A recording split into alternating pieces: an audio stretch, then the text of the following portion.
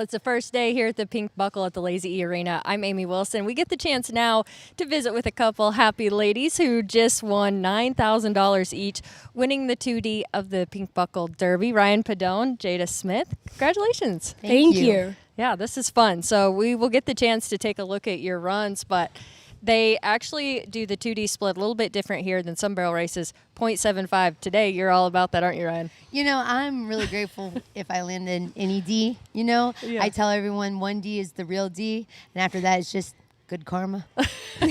For sure. A little bit of luck in there, bit but of luck. obviously a lot of talent, amazing horses. It is so tough here. And you know all about that, Ryan. You ran 7 head today in the Derby. Yes. How do you keep up? Oh, you know, like I do better maxed out. Anybody that really knows me, they'll tell you that. And if you're impressed by that, she's running 19 head throughout this week here at the Pink Buckle. You have a lot going on, don't you? I do. You know, with these incentives, it's such a, like, each D pays equal D. So, you know, if you have something that is Pink Buckle, and then they have the sell incentive.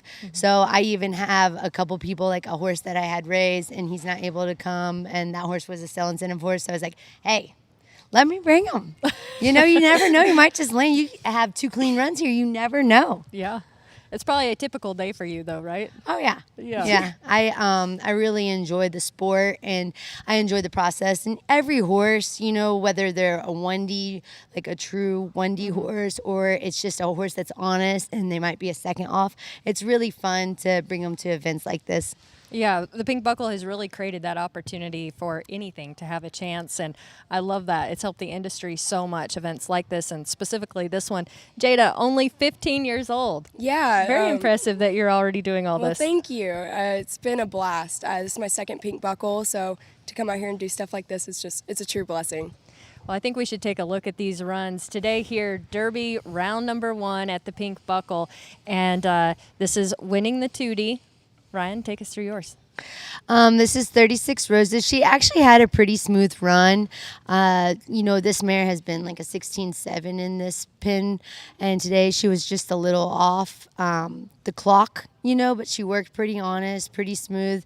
To me, like if someone was watching it, they'd say it looked faster. However, being on her back, I could feel like she just wasn't quite her passionate self. So it's like really interesting with these horses, like to get them to clock 1D, it's every little, they have to feel their best. And she may have just had like an off day. I think it's so important to point that out, that she has ran a 16-7 here in this pen. She is a 1D horse, and one run that looks this great can still clock where it did, because that is such a small amount of time. Like if you ever compare horses on a track, the difference that 0.75 is literally hardly anything. Yeah, it's really interesting in our sport when you're breaking down just tenths, hundreds, thousands. What is the difference? And a lot of times in these 1D horses versus 2D horses, and sometimes 3D horses, it can be soundness, it could be them just having an off day, you making a bobble riding, or it could just be like maturity, because these are aged events, and you'll see some horses really start stepping it up in another year or two. So. Yeah. 36 Roses is by Trace Sace, a 7-year-old mare, and with some of those super fast runs she's had in the past, did really well at the Derby last year, was also reserve here in the Futurity a couple years ago. So some huge accomplishments, but a great job today and landed just right to win a nice check. So good job, Ryan. Thank you. All right, Jada, I think we should take a look at your run right here. This is JT Designed to a Tie by Slick by Design, a 6-year-old mare. Tell us about your run. We got a little bit by the first, in my opinion. We've had some problems with her this summer, so we've been trying to get our confidence back, and I felt like this was a really nice run to get all of our confidence back coming into the rest of the fraternities for the end of the season. She really didn't come on till the end of last year, and now she's starting to come back again the end of this year, and I'm just super thankful for her. She makes the same trip every time, and for her to just be consistent and clean all the time is just a huge blessing. You mentioned the confidence boost that this run was, and that's important because you get to do it all over again tomorrow, yeah. So hopefully we'll just copy and paste it. There's a few riding mistakes on my end and a few things that I want to fix, so hopefully we'll do that tomorrow and shave a little bit off tomorrow, but I'm overall super happy. I mentioned only 15 years old. When you mentioned that you felt like you made a couple of mistakes, how do you break that down and correct that? Kind of take us through that process. We go through, and a lot of it was I know where I lack as a jockey and where I need to be smoother and cleaner and faster. And I go down and I break down my runs, and of course I have an amazing support system behind me that help me go through and dissect these runs and slow them down. And just, saying whoa here and sitting down 3 strides before. It's like Ryan said, the tenths is so important that every little thing matters. Yeah, for sure. You finished that mare yourself, right? Yes, Shelly Essen Price started her. She's helped me tremendously because I bought her as a yearling from her, and she did put 90 days on her, I think, as a 2-year-old, and then of course helped me the entire way, which I'm so thankful for. That's awesome. Because I could not have done it without her.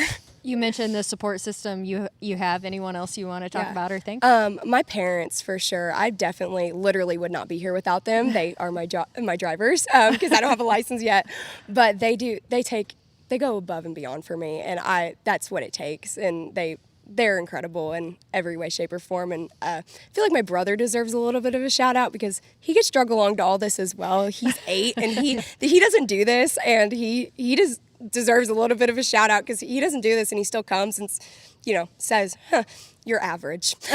Remember that. He's very humbling. Well, being good in that average is going to pay good. Yes. So yeah, whether he likes it or not, he's here supporting. So that's good. That's awesome. Ryan, what else can you tell us about this horse, your training program, and being here today? 36 Roses is out of a really great mare, Black Rosalita. She is a daughter of Sweet First Down, and Erin Goings. I'm not really sure who she's going by now, but she used to own that stud, Sweet First Down, and I bought Rose when she was a 3-year-old, during 2020, and she's been a blessing. I did not start running her until May of her 5-year-old year. And it was just one of those things, everyone gets so focused on horses that are shiny right off the bat. And sometimes there's a lot of horses that are just coming on. And, she didn't start running until May her 5-year-old year. And I literally wrote down that she was going to win the Pink Buckle. She didn't win it, but she was reserved. I was 3 feet from gold, But anyhow, so just sometimes with different horses, she's been a blessing. I think she probably is getting close to 300,000 Equistat, and she's bred to be a straight race horse. Some of my other interviews, people can see her personality. She is a lot. A little of her goes a long ways. She has several barn names. She's Rose, Rosilla, Rosalind, depending on her personality. And anyways, I really enjoyed the mare. She's beautiful, and she's bred to the hill, and we have a couple real exciting babies going to be running that are out of her. Andrew Klein should run one next year by Winner's Version, and I have 2 coming next year, one by Favorite Cartel, and that one will go to the track, and then one by our Armis to Kelly. That's so exciting. Yeah. I love that she has multiple personalities. That sounds kind of like a typical mare, but Yes, what is your for mare's sure. personality? She's actually super standoffish. I think she would be me if she was a person. She's just you go in their stall, she wants to move to the back of the stall. She's not going to let you love all over her. She tolerates me is what I joke, that she tolerates me, and everybody else she doesn't tolerate. She's her own person, and we live in her world, and we let her do her thing because she works, so she gets to do whatever she wants. Well, she found her person in Yes. you, so that's all that matters. Ryan, I'm curious, I'm sure I've asked you this question in the past, but how do you make the adjustments between each horse that you ride when you're riding 7 in such a short amount of time here? My program, I kind of have an outline, and then I just let the horse's style fit, but to the outline. Mm-hmm. So they can still have their own style, but they go off my body cues and stuff. It usually works. Today I hit 2 barrels, but overall, I'd say my average across the board, I don't hit very many barrels, and I can get along with a lot of different types of horses.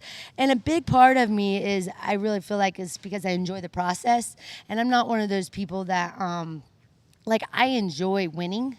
So if you put me on a winner, I feel like I can win. However, I also enjoy the process of making a horse. So you'll see a lot of these horses that trainers like myself have that are really cute, nice. They have a solid base, and then when you find them with their, like, you match them with their person, they really step up and become something super special and shiny as long as you put that foundation on them. And it's just a lot of fun. And like I said, I love this industry. I love the sport of barrel racing, and I love the process of bringing these colts along. So I really enjoy it, and I feel like I just kind of give them an outline and I let them fill in like what their style kind of is, and I adjust to the horse. I think that's awesome. I can tell how much you love to win, and I think that's so cool. I'm inspired by that. But also, when you mentioned that you reached out to some other owners and said, bring them, you never know what can happen. And so I love that you give a horse a chance no matter what. Oh, yeah, this is in my backyard, and, you know, you never know. It's like the 40 is equal payout, you know. And I've won the 3D average in the Open, and it paid just as much as winning the 1D average, you know. So it's just a great arena, good ground, great program. So why not? Yeah, exactly. And it's great for the industry because it gives everyone a chance to come and play and to have a chance at big money. Yeah. So great job to both of you, and good luck tomorrow. Thank you so much. I appreciate it. We're getting to talk to all the winners here at the Pink Buckle. Continue to join us. And today, Ryann Pedone, Jada Smith. Ryann was on 36 Roses, Jada on JT Design to a tie, winning the 2D here at the Pink Buckle Derby. They'll have round number 2 tomorrow. I'm Amy Wilson. We'll continue to bring you all the fun from right here at the Pink Buckle.